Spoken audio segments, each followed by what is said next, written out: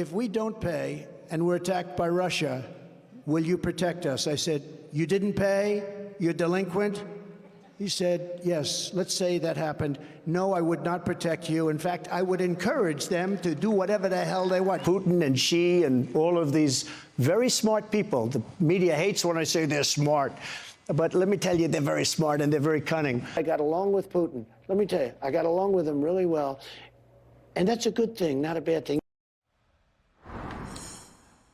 We've got General Philip Breedlove with us right now, U.S. Air Force retired former NATO commander. Commander, this is a former commander-in-chief essentially saying, in this particular case, NATO nations that aren't paying up, you're on your own. What did you make of that? Well, thanks for having me on first.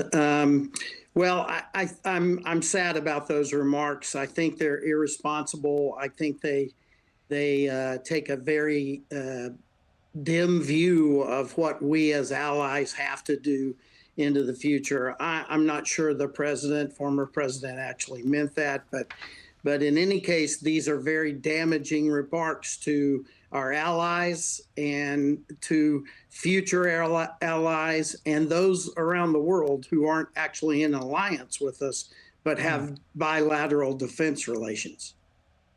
So let me ask you about the death of Alexei Navalny. He seemed perfectly fine in video outside. It looked like a prison cell, sir, just 24 hours earlier. So we don't know the means by which he died. We do know they're having a devil of a time, at least his family is, recovering his body. They can't find it. What do you make of that? Well, I think that the world is really sort of looking at Mr. Putin through the eyes of eaches, meaning this is an individual event.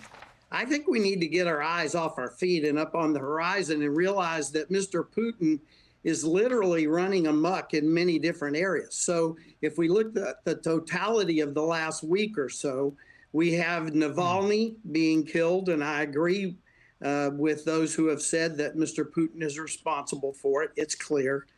We have the recent revelation that Mr. Putin has abrogated another treaty and appears to be putting nuclear weapons in space. We have continued atrocities in the war against Ukraine, this unfounded war.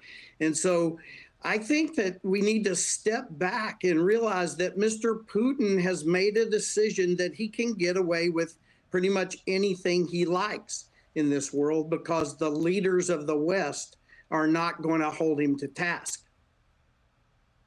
General, very insightful as always. Thank you also for your incredible service. You're very modest, but man, looking at your record, that is enviable.